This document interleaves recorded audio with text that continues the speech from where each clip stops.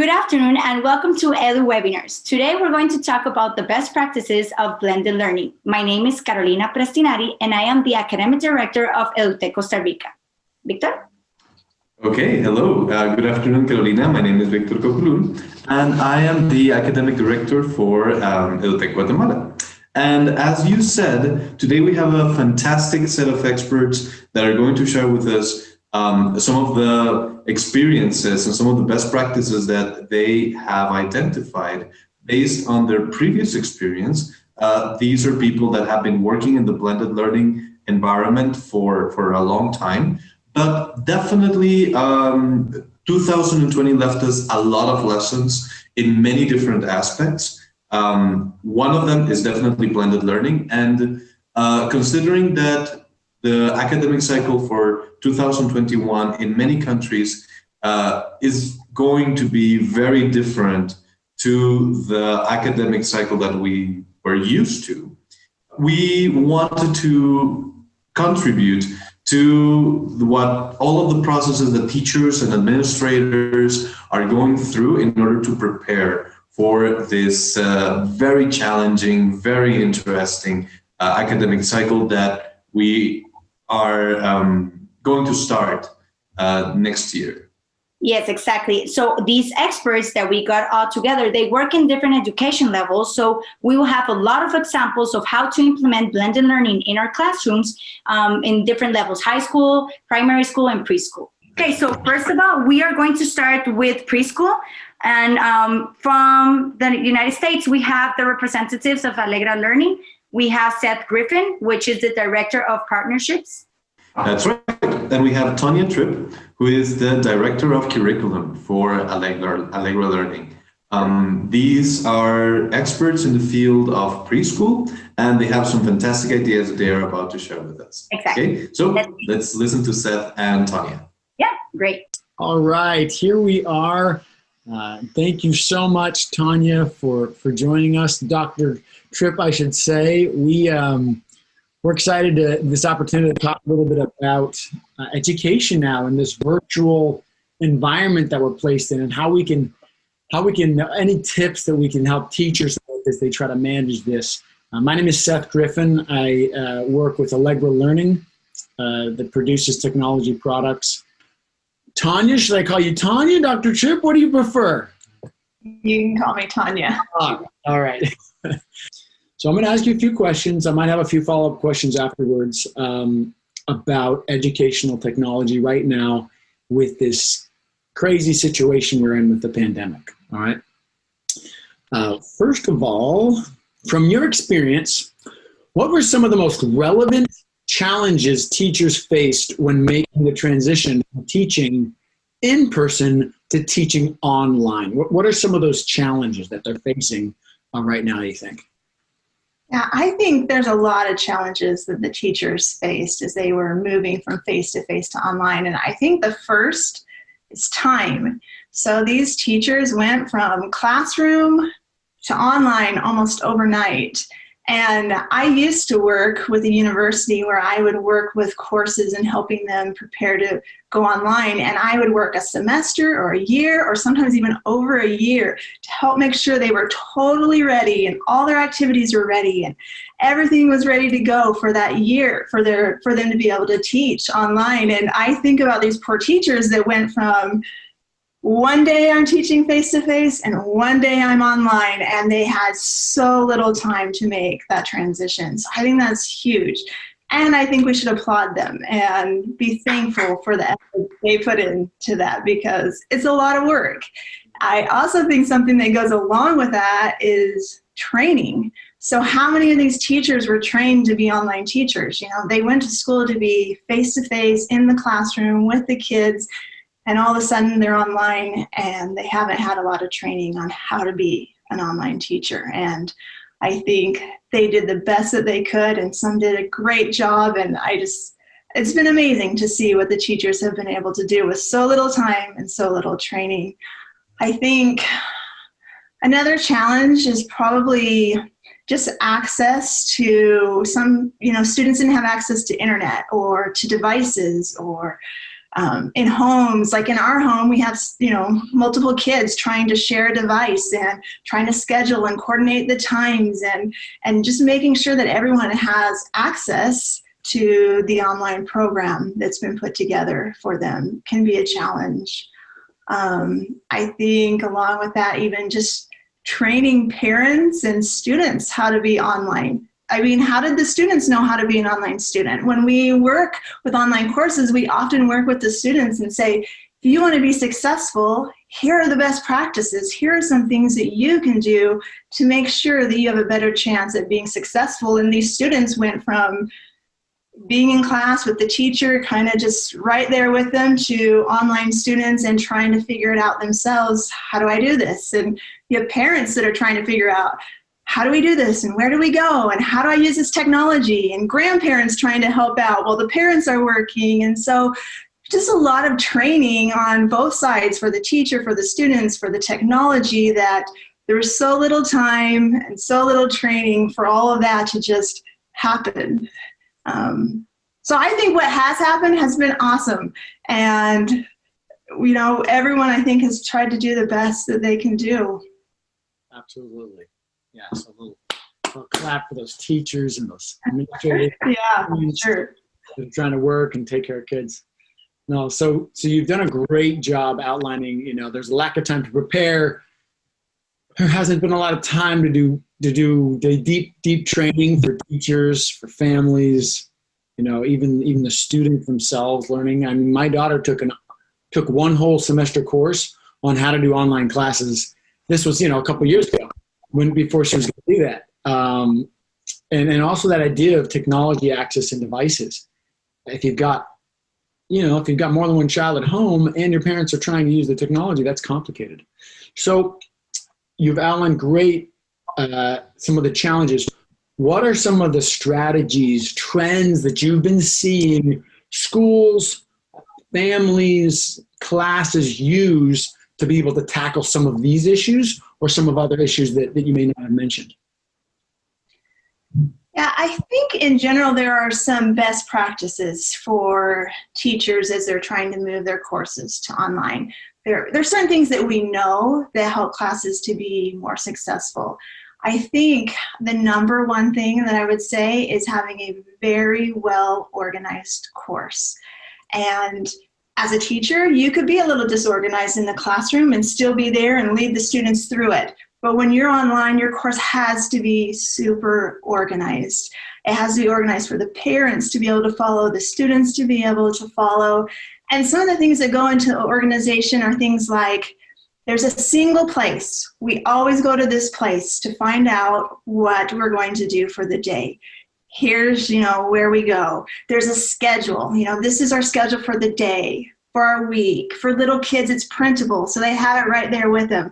And they know they can check off, this is what I need to do. This is what I need to do. And so it's really organized for them, so there's not a lot of room for failure or wondering what it is that they should do. I think with organization, there's also just being able to be very clear and very concise. So if you want to explain something, a lot of times teachers will do asynchronous videos and explain a concept or explain how to do something to students, and they create this long video that by the time the student's done, it's like, what is it exactly that I was supposed to do or get out of this? But making these little short, really succinct, very concise videos or directions or instructions, just making sure it's very clear that everyone knows what is expected and what they need to do. So I'd say organization is number one.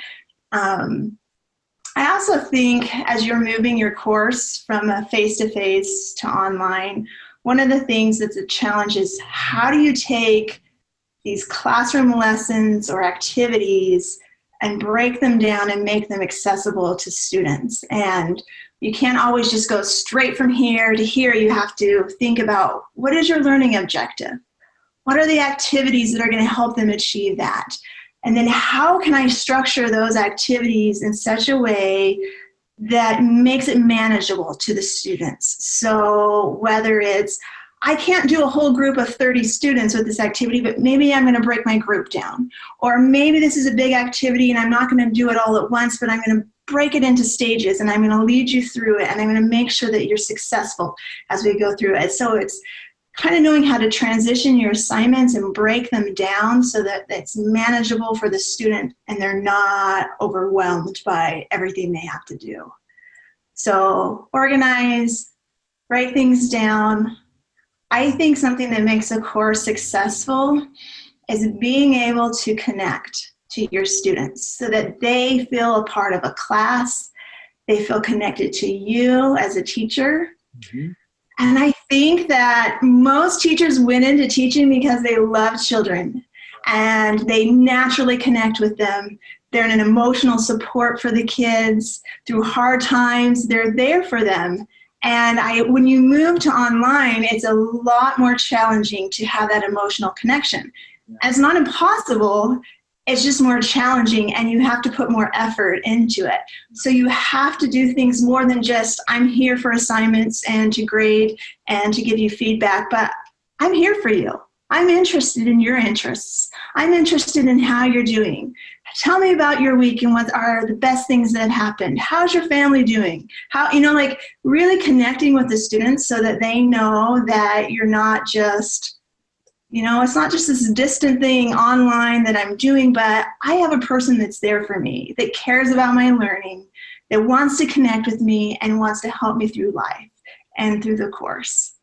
So I think connecting, I would say being able to have a clear communication plan. So this was an issue with me with my kids at home. I have a daughter who wants immediate feedback at every moment. And so she would send her teacher an email like, I don't understand something. And if in 2 minutes her teacher hadn't emailed back, she was in a panic. Like, what am I, she's not answering. And up front, if you can be very clear, this is my communication plan for the course. If you want to contact me, here's how you do it. If it's an emergency, here's how you do it. When you contact me and it's a weekday, you can expect an answer in this amount of time. If it's in a weekend, you can expect an answer in this amount of time. If I haven't answered according to my communication plan, here's what you can do. Just being very clear of, this is how we communicate. These are the channels that you go through. This is what you can expect. This is what I want you to communicate. I want you to reach out and talk to me, but making sure that that's clear so that students know exactly where to go and what to expect. And when you're in a classroom, you can get so much feedback right back from the teacher. And these little kids are, all of a sudden, oh, I have to wait, a few hours, a day before I'm going to get this feedback. And setting those expectations for them so that they get, okay, I'll just wait until here, I'll be okay, and this is the plan. So I think setting that up is good. I think an important thing for teachers as they're going through the course is to just solicit feedback from the parents, from the students, and do it right from the beginning. Just, I want you to be successful. I want to hear your feedback. Don't be nervous that the feedback might be that's negative or something's not working. Say, I'm new at this. I'm learning this. I value your feedback. So I want to know how things are going. And when you're in a classroom, you can see that the kids are confused. You can see it on their faces. You can walk around and see that they're confused as they're working. When they're at home, you can't see what's going on inside the child. So you have to get that feedback. You have to know that the child's confused. You have to know what's kind of happening. And so, making sure that there aren't technical problems, that the kids all know the expectations, making sure they know how to submit their assignments and they're not having trouble with it, or that they're understanding the concepts. So there's just so many things to make sure. Are these things all going well for you to be successful in the course, and getting that feedback and making the little adjustments to help along the way, I think is super important. And then I think the last thing I'd say is probably just being able to track your students and follow up. And the amazing thing is now we have so many digital products and things out there that give us data on our students. And so often you can see if a student's ever logged on. So that you went from face-to-face to home, and some students have never participated in the course, and you can see that clearly by going in and looking at the reports. You can see students that are struggling, and you can see groups of students, or maybe it's the whole class of students, and you can adjust your teaching by being able to track and then follow up with those students, follow up with students that aren't participating, follow up with students that look like they're struggling, and following up with students that are doing well and just letting them know you notice that they're doing a great job and that you're there for them. Right. So there's a lot of best practices, but I would say if you could do those things, you have a much better chance of having your course be successful. Okay. So we've got make sure it's very well organized. Take time, not just to prepare what you're going to teach, but take time to make sure it's well organized. They know where to go. Break assignments down to digestible nuggets online, whatever that may be for your kids that are 4 or 5 years old or your kids that are in high school. Being able to connect with your students, which takes more effort now because it's not face-to-face. Clear communication plan, love that. Solicit feedback regularly and track your students' progress, ideally with some type of helpful technology that's going to help you get there along the way. So, wow, 6 great suggestions. I feel like I could start teaching a class tomorrow with these suggestions you've given me. I really appreciate that. I really do. Now, I think the last thing that I'll mention is, could you take just a minute and talk a little bit about how the program you work with, Joyschool English, can touch on any of these best practices that you mentioned? Doesn't have to be all. You don't have to go through them one by one unless you want to. But are there any specifically that you think where it really just nails it for folks? Yeah, so Joyschool English is, so we teach, we teach English, and that's our main focus. So we're not a full preschool program, and we're not, teaching these other subjects. But our main focus is to teach kids English. And we're actually a blended learning. We're meant to be blended learning. So there's meant to be a face-to-face component, and there's meant to be an online component. But I think that is good. Sometimes there's that debate, what's better? Is my course better taught in a face-to-face, or is it better online? And both face-to-face and online have different affordances that make them strong. And I think that for us, we have a face-to-face component that allows children to gather with their teacher and to socialize and to speak. And you can't replace being with a real person completely. And so that aspect is super important. But then Joyschool has the aspect of online. And I think some of the things, best practices, I think one of them would be tracking students. And so Joyschool has a portal where parents and teachers can go in and they can see, oh, this is the progress, and this is how my student's doing. This is how much time they've spent on the program practicing and doing it. They can say, oh, I want to listen to the recordings, and they can hear how they sounded at the beginning of a unit and hear how they're sounding at the end of a unit and hear that progress that they're making. They can go in and see, here are a bunch of students that are all struggling with this one thing. It looks like I need to follow up with that with my students. And so you could either do that in the classroom face-to-face, or maybe you're using some technology that you can still do that online and follow up with the students. But being able to track data and follow up with the students, I think, is something that Joyschool does well. I think another thing is it does break down content into very small pieces for kids. So instead of being like, here's a 20-minute little lecture or something, it breaks things into small, fun pieces for kids to be able to do and to work on.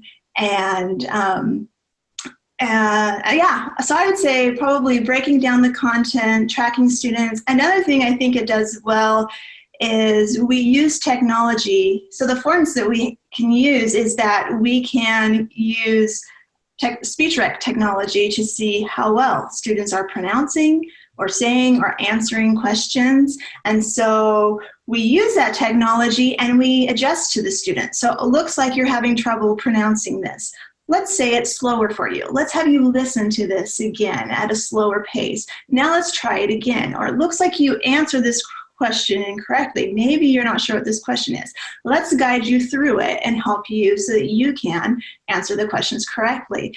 And so I think that that's powerful, because in a classroom, a teacher with a bunch of students has a hard time speaking with every student, giving every student feedback all at the same time.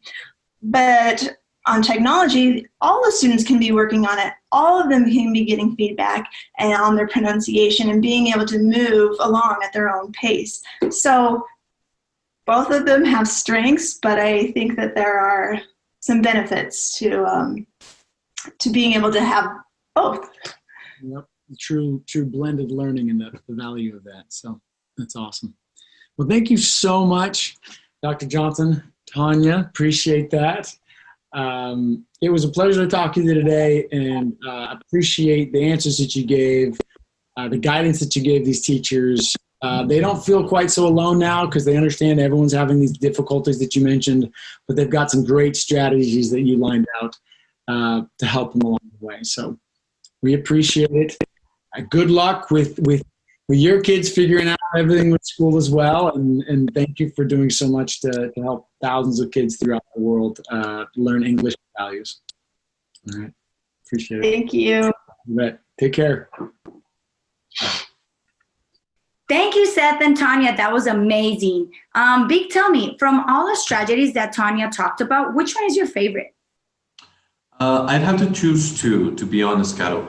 I really like what she mentioned about having a communication strategy, a communication plan for parents and students, so that they have clear expectations and they know that they can send a message at 11 p.m. or at 11:30 p.m. or later than that, or during the weekend, but the teacher is not going to answer immediately. Exactly, right? And I think that's an important element. Teachers, we have to take care of ourselves as well, and it can be exhausting, because sometimes students get the impression that we have to be always online, and that is not true.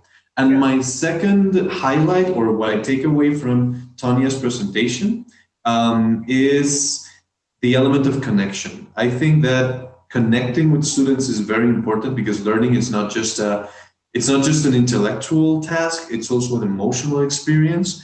And that element of personal connection, I think it's very important, especially for the youngest learners. Yeah, that's true. It's always important. No matter if we have a computer in front of us, we always need to reinforce our connection with our students. That's right. Key for our career.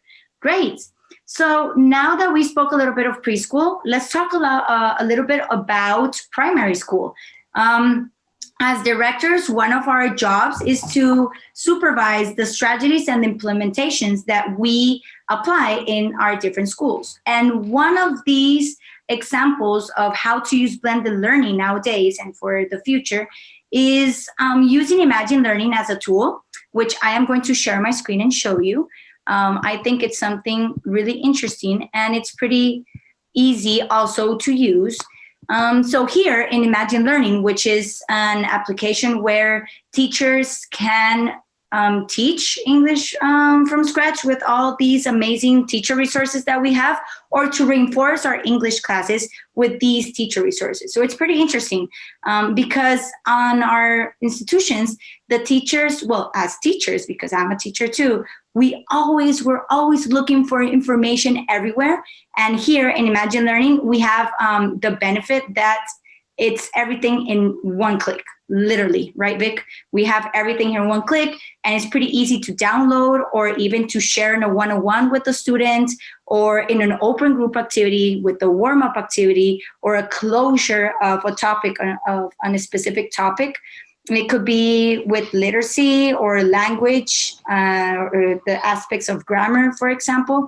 So I think these tools or these resources that Imagine Learning offers, they're pretty good. What do you think about it? No. I think it's great. And one of the greatest challenges that many of the teachers in the institutions that I work with, and even part of my experience, because I did some work teaching online during this year, was that a lot of teachers found themselves in a situation where they had to generate content for the students, and the content has to be high quality, and the content has to be engaging, and it has to be visually attractive, and it has to be auditory, stimulating as well, right? And at least from my experience, because I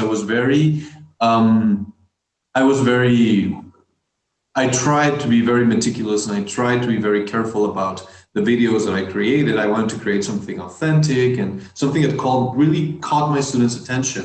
I found myself investing about 2 or 3 hours in a video that ended up lasting for 10 minutes between preparing the PowerPoint presentation and getting the images. And sometimes I made a mistake, so I had to start the video again. And just having something that is ready to go, and that you can just go into the platform, select the lesson that you want to teach, and just have it ready to share your screen and start interacting with the students. Wow, exactly. That is just such a huge time saver and such a huge relief for teachers, because then that burden of preparing material is just kind of lowered a little, and then teachers can focus on more important areas, like following up on students' work, like connecting with students, as Tanya said. Yes, exactly. To have more time to interact and have this connection with the students.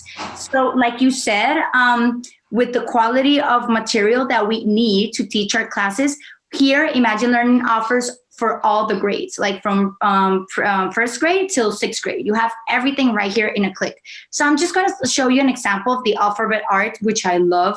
So you can download the material here in a PDF, or also you have right here the activity overview and also the materials in preparation. That's even better because you don't have to create the objectives or the learning objectives or even invent how to use it. Everything is here, and like we are saying, in a click. So here, as we can see, we have the objectives, the overview, the materials that we need to look for. And there's simple materials also. That's important because now that we are, or our students are at their houses, I mean, a lot of them don't have access to a lot of complicated materials, but simple things like cardboards, paper, color pencils, or simple things that we all have at home. So here is also the explanation and how we play or how we use this activity. So we can print it out, or we can explain it right here like we're talking about, or we can, change a little bit the activity, but not take a lot of time changing it or adapting it. It's really quick and it's easy to adapt for our class. That's right. Yeah. That's right. I completely agree. Agree. And I think as you mentioned before, the fact that these are already structured lessons. And I want to go over something that Tanya said, and I'm pretty sure Alfonso is going to mention it later on.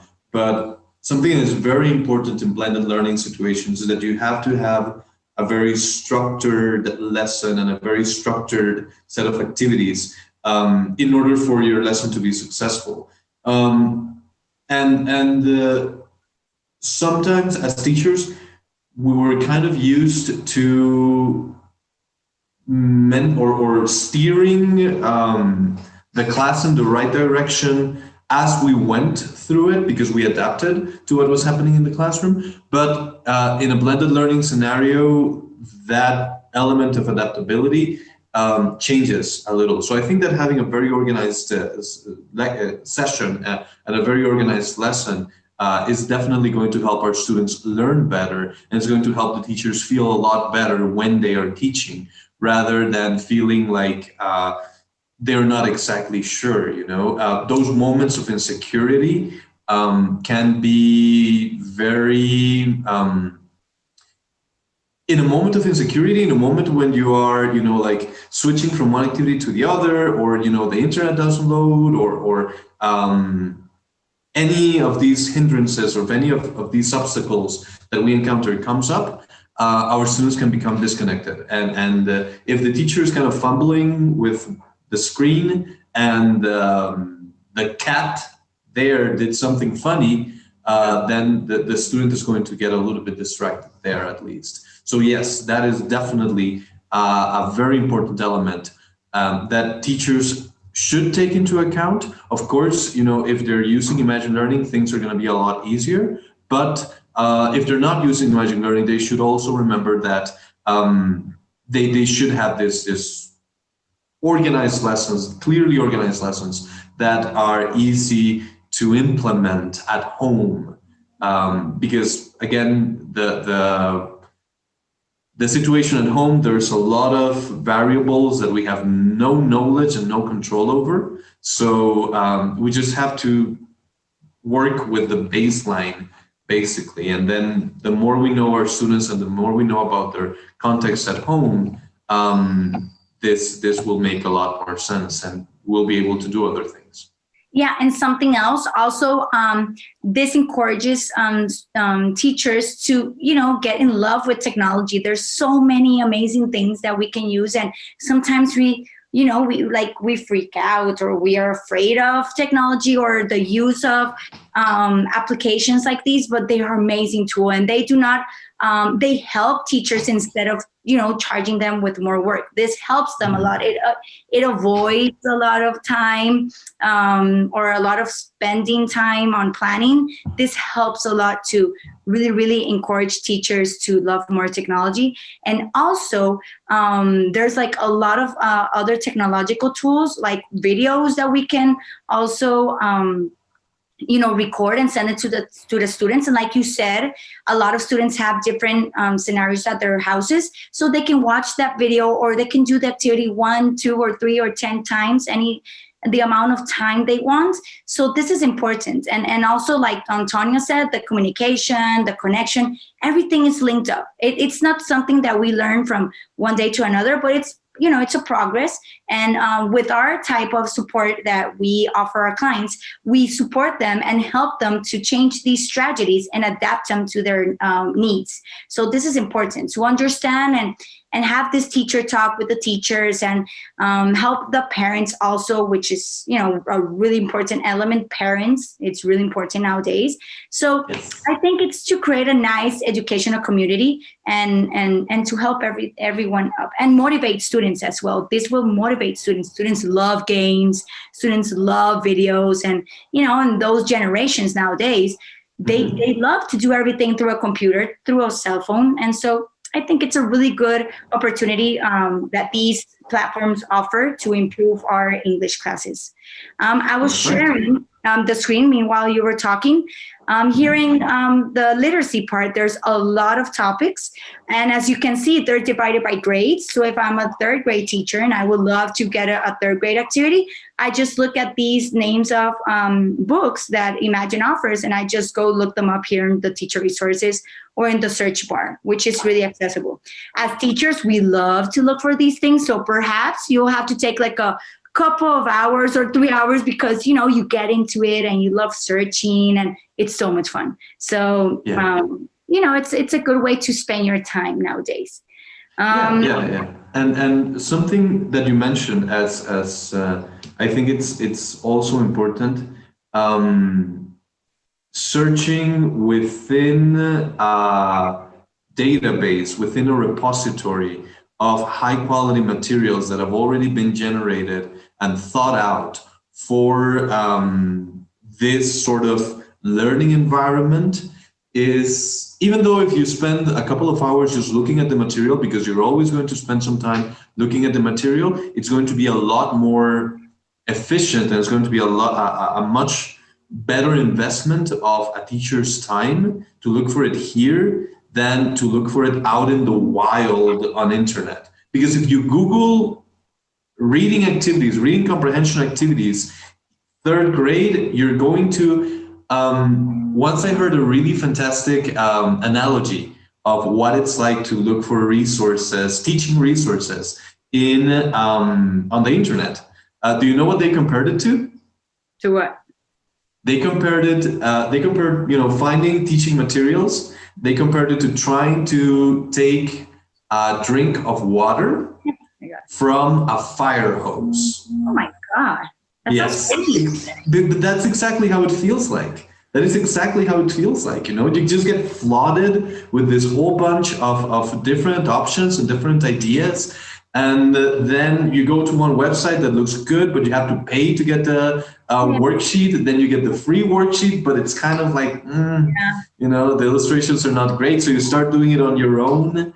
And then, doing a worksheet and you're happy with it. But when you realize 3 hours have passed and you have one worksheet and you have to create 5 or 6 more for the week, right? So just having that database, having that library, if this digital library, because if effectively that is what it is, this digital library of resources that you can just have ready, send it to the students via the learning platform, the LMS system that you're using, or through email or even through WhatsApp, is something that saves a lot of time. And you make sure that the material that you have is high quality and that is correlated to what you're doing in class and what the students are experiencing on the platform on their own, because that is another important element to take into account there. And it's also unique because it's only from the platform. So it's totally different of what you're going to look on the web. So that is great. Exactly. Yeah. Exactly. So I was just going around some other examples. And so here, I really motivate teachers to have the opportunity to work on this. This is amazing. And something that goes on the same line of the teacher resources is the Activity Explorer, where you can explore all the activities that students work on during their different hours at their houses with Imagine Learning. And not also that, but I can work as an open group activity, or like a warm-up, like I said at the beginning, or even for a one-on-one. If I want to reinforce on a specific topic with the students, I can do it through here. It's amazing. So I have here again all these different activities that we saw earlier. So I want to create a new playlist. I can put like test here, I don't know. And so here I can choose from all the different topics, or I can just look it up. It's pretty easy. And so, for example, reading comprehension, which I love because there's a lot of activities and questions, and you can even do quizzes and things with all these materials. It's divided with all the different grades. So if I have, for example, a second grader, which he is amazing and he is, going ahead of the rest of the group, which this is one of the most important things, that each student can become independent with their learning. Each student have their own learning path. And when they're with us during our class, we can reinforce all these amazing things they have learned from the platform and can share with the others. So that's an advantage as well. So for example, if my student, I don't know, he's a second grader. And like I said, perhaps he's a little bit more advanced than others. I can add here on my playlist an activity of third grade, and and nothing happens. Or vice versa. Like, for example, a student that is a second grader and needs a little bit of support for a topic regarding on first grade, you can also do it. So it's pretty simple, just with a click, and I can check out the different reading comprehension activities with different topics. For example, here, main idea. So if I go in and I have here the topics again, I can check the video if I want. I can look at the details. I can see if it's an instruction activity or a practical activity and the time it lasts. So this is pretty good for time management that we were talking about. And I can look at the activity. With a click, I can check it if I want to see if it's adaptable for my students if it's a one-on-one. And I can just have it there downloaded beforehand, before my class. And just in a click, I present it to my students and we can do an activity. I can invent something in that moment as well. Yeah. That is correct. Yes. And that is definitely something important to consider in blended learning scenarios, flexibility. right? You have to be able to adapt to whole group instruction, to small group instruction, to individual, to working with individual students. And I think this is something that Imagine Learning does just really well. And teachers have had a very good experience just being able to adapt to the needs of their students and being able to respond to specific areas, action areas, which is another one of the great resources and great elements that Imagine Learning offers. You know, going back to the principles and going back to the strategies. You know, use the data, right? All of these resources, all of this information. They give you data about what your students are doing, what they're struggling with, and what they have already mastered. So before, in the olden times of notebooks and workbooks, we as teachers, we used to have to check, you know, one by one and respond and whatever. But you never, unless you did something that by those times, you know, by those standards was kind of challenging, which is just kind of keep track of where each student was making mistakes and just kind of like group them over. It was difficult. But now with these activities, you have data about what your students are doing and what they have accomplished. So if you can use that data to respond and to adapt your teaching practice to the needs of your students, then you really are taking full advantage of the blending learning scenario. And I really believe that this is 21st century teaching. You know, this, what we're doing is 21st century teaching. From the last, you know, 2010 or 2000 to 2020, we were still doing the same type of teaching, the same type of learning scenarios that we used to have. You know, there were a lot of educators that were calling out and said, this is the 21st century, but we're still teaching by 19th century standards. Yeah. Right? Now, you know, we just took the leap, you know, and now we just took the digital leap. And the good news is that that technology is at the point where we can do so much with it. So much more than sending a PDF file where students are going to print and write and then take a picture or scan it and then send it back to us, which is fine. You know, it's fine, but it should not, that should be the complement rather than the main vehicle for learning, right? True. And yeah, these are the skills, the competences, and the abilities that we as teachers, we need to develop for the 21st century, right? We need to have these technology skills and time management skills. And, you know, all these are things that we need to start learning. And there's a really good opportunity. So for example, if I have the video right here, there is a part where I can present as a teacher. So it's pretty nice. So for example, I can show the video.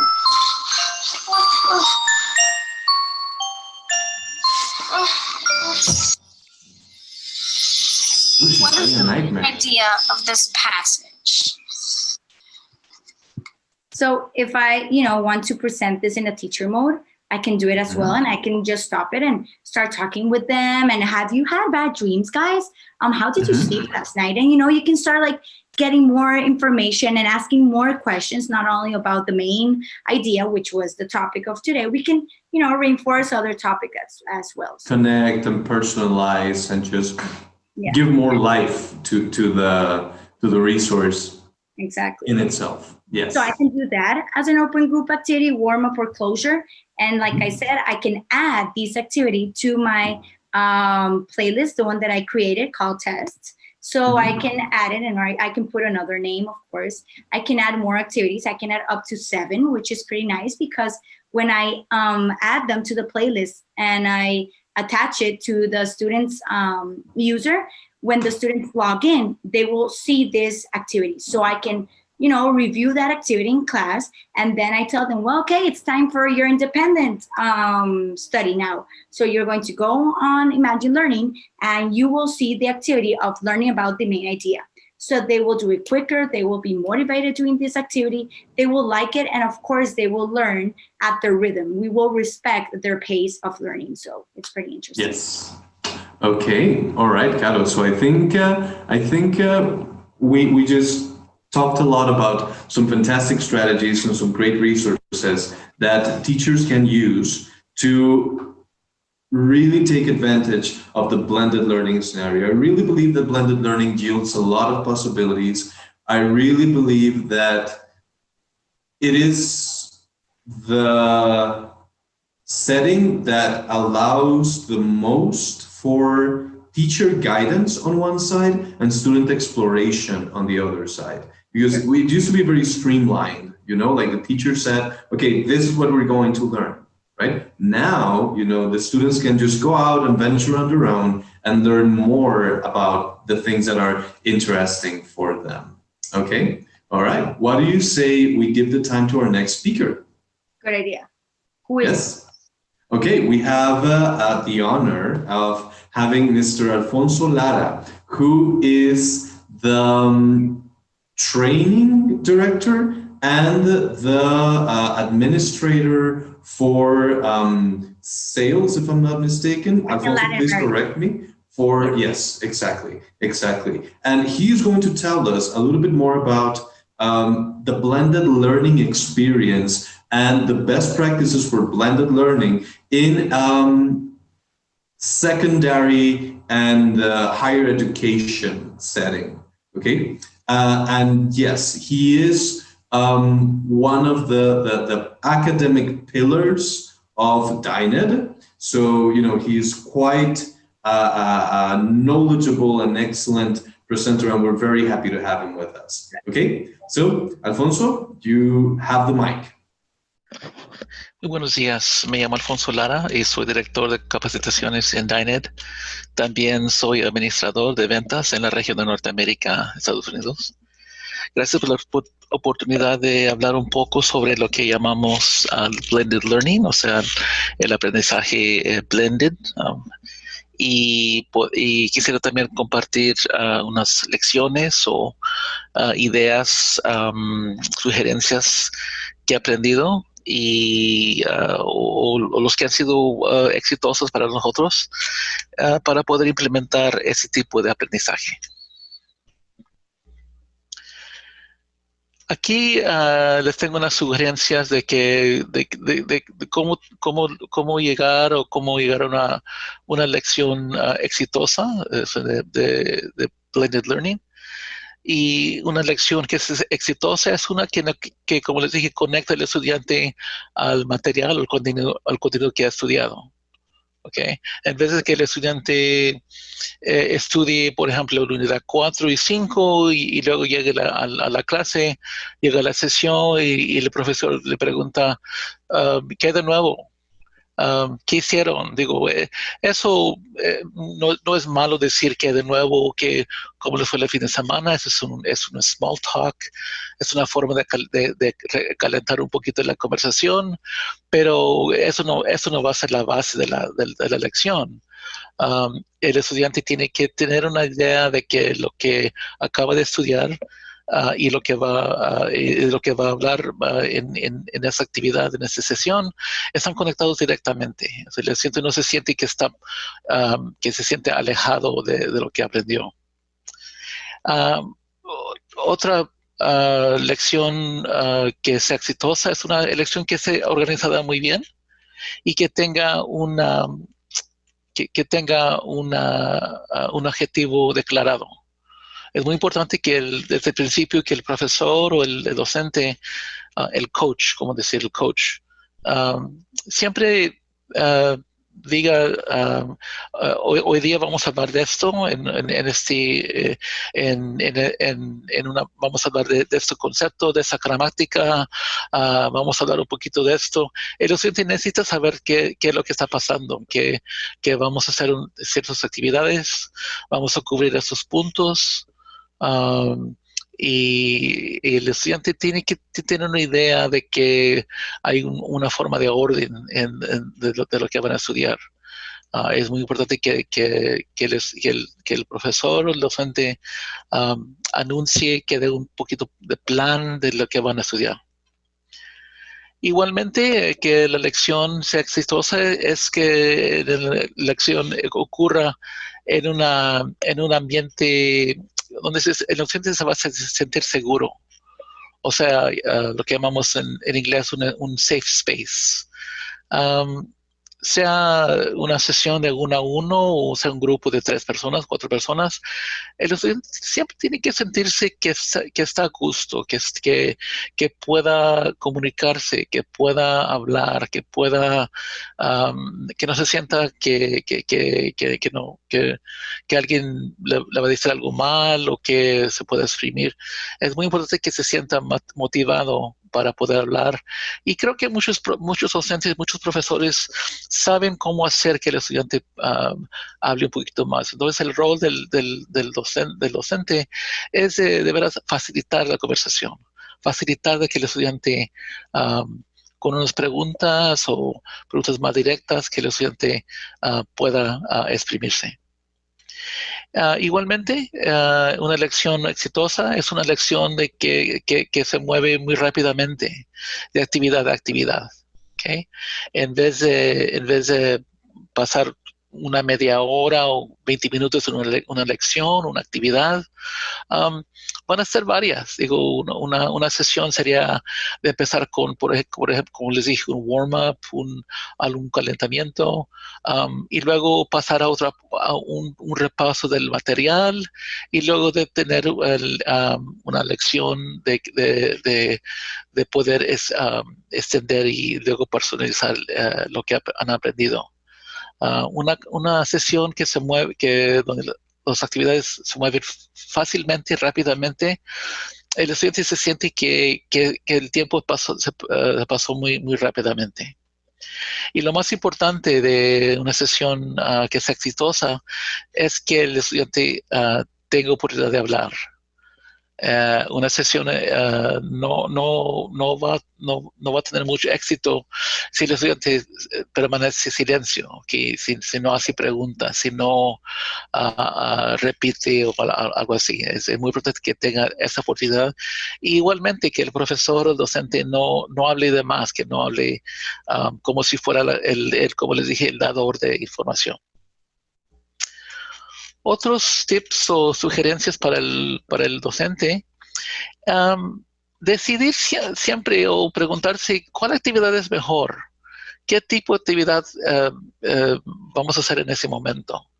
Por ejemplo, como les dije, hay un warm-up al principio. ¿Cómo le fue el fin de semana? ¿Cómo están ustedes? ¿Qué pasó anoche? ¿Y qué hicieron el fin de semana? Es muy importante tener ese tipo de warm-up. O sea, hablamos perdón, en inglés hablamos de break the ice, algo para poder liberar la conversación. Es tiempo de hacer un repaso de lo que han estudiado. Hay un punto que el estudiante que no aprendió, no hizo muy bien el trabajo o no está captando algún concepto. Bueno, va a pasar un poquito más tiempo en un repaso. Es tiempo de hacer una extensión, una lección de extensión. O es tiempo de tener una discusión que sea más abierta, más libre. Yo sé que es un poco difícil saber, pero lo importante es que todos los profesores con que hemos trabajado conocen muy bien a sus estudiantes, los conocen más bien que nosotros. Y así los profesores tienen una idea de si una lección, una actividad no le está yendo muy bien o si uno se siente aburrido, cambien de lección. Sean flexibles. Traten de mirar la situación, de poder hacer algo diferente. Es importante de tener esa forma de cambiar el ambiente un poquito, cambiar la actividad. El tercer punto aquí, que es importante que tengan una estrategia de corregir al estudiante. Obviamente, en cuanto el estudiante esté hablando y van a haber errores, como siempre, obviamente el profesor no va a tratar de interrumpir el estudiante cuando está hablando. Busquen una estrategia que es útil para ustedes, que sea productivo, sea de tomar notas, por ejemplo, o, al final de la sesión de poder decir, mira, vamos a hablar un poquito de unos errores que cometiste, o mismo tratar de que el estudiante se exprima libremente, sin que el estudiante se siente que no va a poder, que no puede hablar porque está haciendo muchos errores. Este tipo de estrategia de corregir al estudiante es importante, pero yo creo que cada profesor tiene su forma de corregir cuando hay errores. Como les dije antes, es el cuarto punto aquí, es de poder comenzar cada lección con una meta, un objetivo, y luego al final de la lección, de poder decir, mira, en este día tratamos de hacer esto, logramos hacerlo, o si no, y si no logramos hacerlo, para la próxima vez vamos a tratar de hacer una práctica de esto. Si puedes, vamos a repasar eso para la próxima vez. Así es que es una tarea para poder hacer eso. Este sentido de que el estudiante se sienta conectado no solamente con el contenido, pero con el profesor, con el docente. Es importante porque el estudiante se siente que hay un poco de orden, hay algo de que el estudiante va a tratar de hacer o de mejorar para la próxima vez. Típicamente es el quinto punto aquí. Si el estudiante está a un nivel básico, está a un nivel bajo, no va a tener mucha oportunidad de hablar mucho. Entonces, el estudiante no va a hablar, no va a hablar tanto, pero siempre es importante tratar de que el estudiante hable más que el profesor. Pero también sabemos que el más avanzado que el estudiante sea un nivel más avanzado, vamos a pensar que el estudiante va a tener más oportunidad de hablar, y el profesor no tendrá que intervenir o hablar tanto. El estudiante que necesite ayuda, que sea un nivel básico, va a tratar va a tener más preguntas, le va a preguntar al profesor si algo está correcto. El estudiante que está avanzado no va a tener ese tipo de, no se va a limitar, va a tener más oportunidad de hablar. Y siempre es el punto final aquí en esta página. Siempre dar ánimo a los alumnos. Es muy importante. Aunque el estudiante no sea el mejor estudiante, haga unos errores, haga muchos errores, nunca podemos tener una disposición negativa. Siempre tenemos que dar ánimos a los estudiantes a todo momento. Es muy importante. Okay, wow, that was fantastic. It was pretty interesting. Yeah. Yes, and did you notice how there are certain practices, there are certain behaviors that are consistent among everything that we discussed, everything that Alfonso talked about, everything that Seth and Tonya talked about. And one of them is the fact that since the students are interacting with the material individually, on their own, by the time we get together with them and by the time we all gather in these digital spaces that we create, the participation should be mostly by the students. And I think that's very important.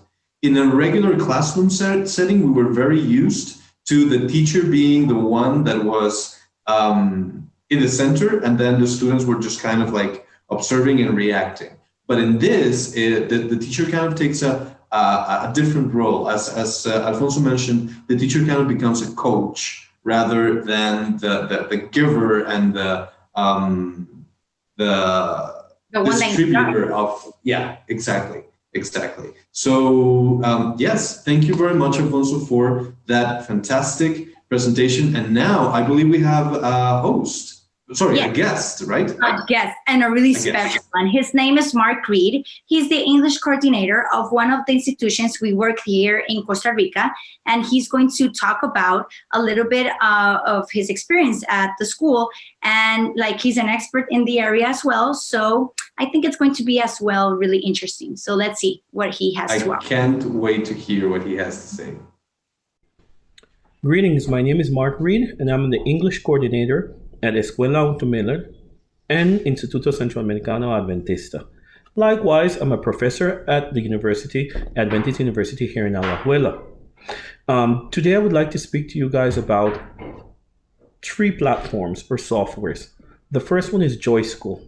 Okay, I've been using Joyschool for the last 2 or 3 years in Escuela Untitled in our preschool. And the idea is this platform or software, Joyschool, is a core program, meaning that it doesn't need to be complemented with any other textbook or any other program. It can stand by itself.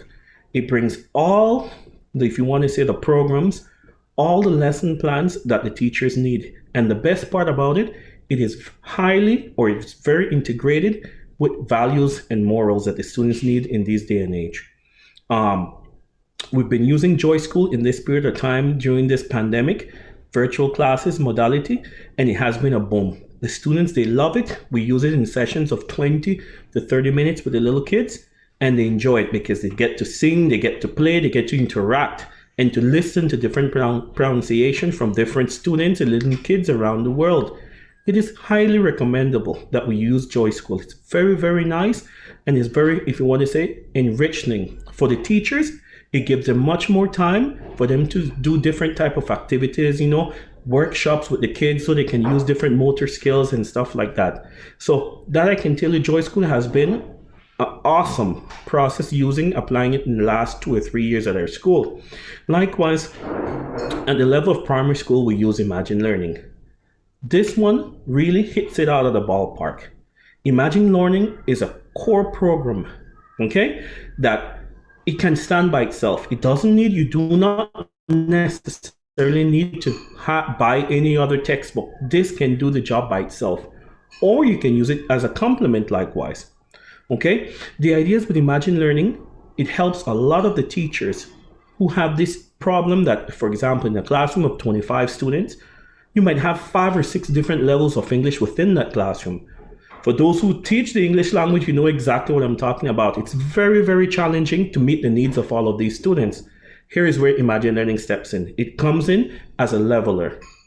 The first thing the students does is to sit, listen, do the diagnostic test, and then Imagine Learning does the rest.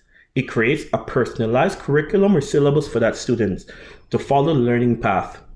And the only thing the teacher needs to do is to monitor. If the student, the teacher goes in the registry and looks up in the student's registry to see, okay, he or she is struggling, then the teacher can reemphasize. There are so many online resources and offline resources that the teacher can use to emphasize this learning process likewise. Honestly, Imagine Learning is truly a very, very good program, and it's very useful, okay? And then we have in the high school levels, we have DINED. DINED is one of the best programs, hands-on, when it comes to progress learning. Most of these international CEFR type tests, the students have to go a specific day and sit an exit test, TOEFL, TOEIC, you call them. And sometimes they can be very expensive. In the case of DINED, this is a work in progress. Say a student begins in 7th grade. He or she can work his or herself up. They have 4 or 5 years to get it done, to start from an A1, which is the low level starter, and they can go all the way up to a C1 or a C2 level. And these certificates are recognized by the Ministry of Education, the MEP here in Costa Rica and around the world. So that's my testimonial. I have tried these 3 products for many years and we have enjoyed it. I have seen the success. So it's your turn. Try it for yourself and let's see what happens. Blessings. Thank you, Mark. Thank you for your testimony. As always, you guys are awesome.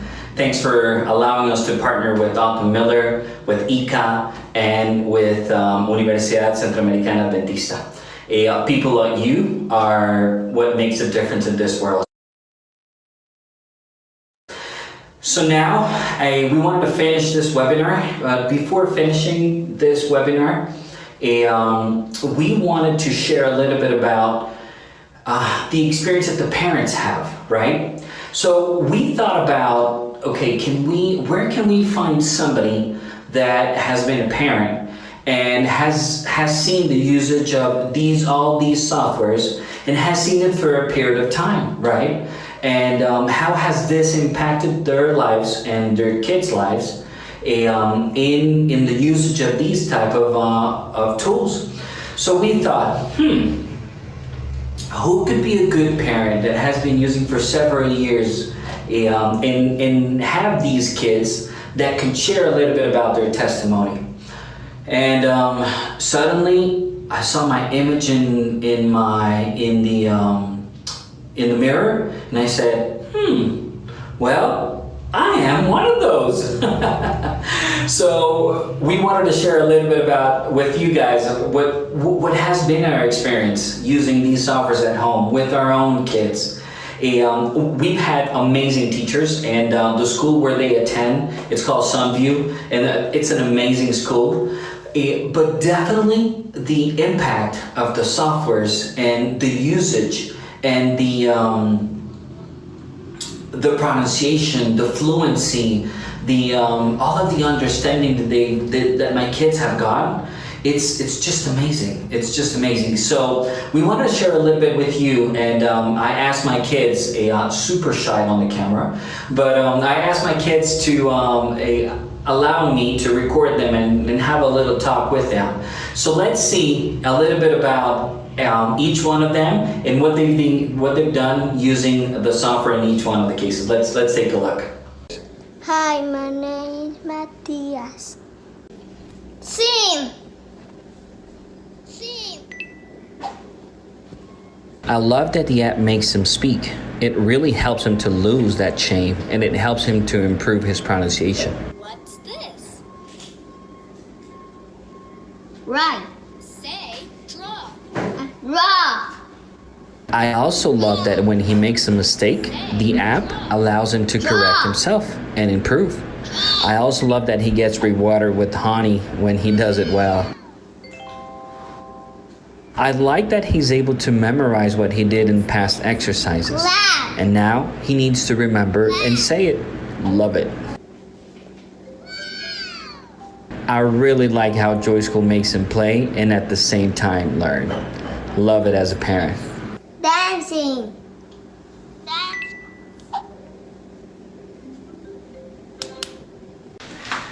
All right, so I wanted to introduce you to Mariel. Mariel is our second biggest daughter. Hi, Mari. Hi. So, Mari, I wanted to ask you a few questions about your experience with Imagine Learning.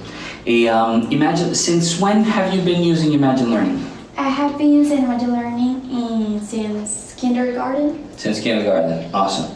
What do you remember from the experience of using Imagine Learning? Well, it's funny. I think it's a better way to learn more English. Good, excellent. What do you think? What do you like about it? Like, what have you seen? I like the activities because I like the activity when you can create your own character. When you create your own character. You like that. Awesome. And what do you remember from the type of activities, for example, that you've done? Well, I remember it's like a temple that you need to enter, and they're going to ask you some questions, and you will need to answer it to pass to the final. Oh, okay. So that's like comprehension questions. Mm-hmm. Okay. Have you read in the platform? Yes. And what does the platform do as far as reading? Well, I can read, and then they ask me some questions about the reading, and They do me to record it. Oh, okay. They ask you to record it. Mm-hmm. Awesome. And you are currently doing Edgenuity as well, right? Yes. And what courses have you taken in Edgenuity? Right now I'm taking to learn Chinese. What have you learned in Chinese? Well, I learned a lot of things. For example, tell me one. Tell me. 不要，谢谢。你要谢谢。不要。不要谢谢. And what does that mean? It means no thanks. Okay, no thanks. 不要谢谢. All right, awesome. And how do you say goodbye in Chinese? 再见。再见. 再见. 再见. All right, so let's say to our audience, 再见. Hey guys, this is Dominique. She's my oldest daughter. So I'll talk to her a little bit about how we can do TikToks and... No, we're not going to do that? No. Gosh, okay, next time. So Nini, I just wanted to ask you some questions and okay, so do you remember since when have you been using softwares for learning English? Since kindergarten. Kindergarten or first grade? No, kindergarten. Kindergarten, okay, kindergarten. So what software did you use in kindergarten and up to 6th grade, if I'm not mistaken? Learning. Now you're using Dyna, okay? And what else are you using? Edgenuity. And Edgenuity, okay, great, excellent. So do you think that has helped you in your English language acquisition? Yes. Why? Tell me a little bit why. I improve my English.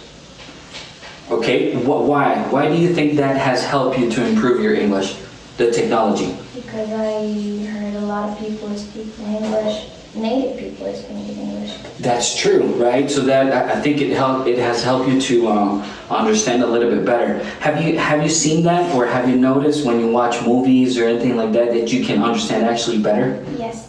Oh, interesting. Tell me a little bit about what you're doing in Dyna and right now. What are you trying to accomplish? I don't know. Yes, you know. You're trying to accomplish a certificate, correct? Yes. Be certified. Mm-hmm. Okay, excellent. What do you think? Why do you think you should have a certificate or a certification? Why? Maybe because I can show how good I am in English. Good, okay. You can show your abilities and your level of English. Excellent, okay, really good. And in Edgenuity, what have you done with Edgenuity? I practice more my English. That's true, you practice more your English. But what courses have you taken? Graphic design, German. You're taking German right now, right? And tell me a little bit about in German, something that you've learned. It's hard. It's hard. So something you've learned in German. How to present myself.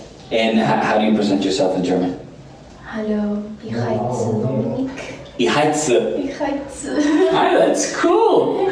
Okay, interesting. Do you feel it has been difficult, or has it been easy because of the transition of everything? How do you feel? Good. I mean, it's kind of easy and kind of hard at the same time. It's kind of easy and hard at the same time. Well, that makes sense. It's totally clear, right? Okay, awesome. So, last question.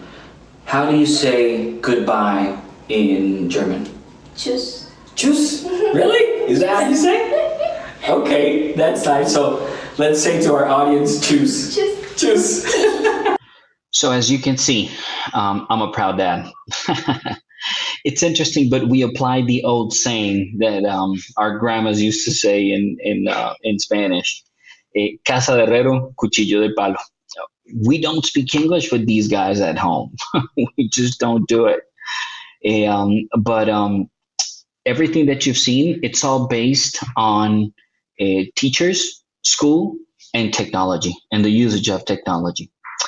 If you guys want to use technology in your classroom and these type of tools, please let us know. Would be more than glad to help you guys out.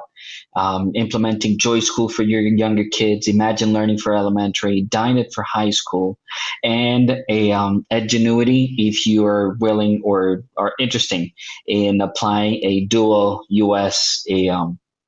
high school diploma. And right now we're at the end of our webinar, and we'd like to, first of all, thank you for being part of our family, of our extended family. And we'd like to thank Tonya, Seth, Carolina, Victor, Alfonso, and Mark. You've done an amazing job. Thank you so much for sharing your knowledge and sharing a little bit of what we should learn about blended learning and the best practices in our English classrooms. And at the end of this session, you're going to receive an email with the survey. We want to get some feedback on as far as what did you learn today? Was it useful? Etc. We're also, to all of you that can help us share or submit this survey, we're going to raffle an Alexa speaker. It's really cool, an Echo. So you can use it to practice with in your classrooms, make your kids do some funny things, and have Alexa do funny things as well, and have her tell some silly jokes. She does tell some silly jokes. Thanks again, guys. Thanks again for being with us, and I hope you have a great day and have a good one. Bye-bye.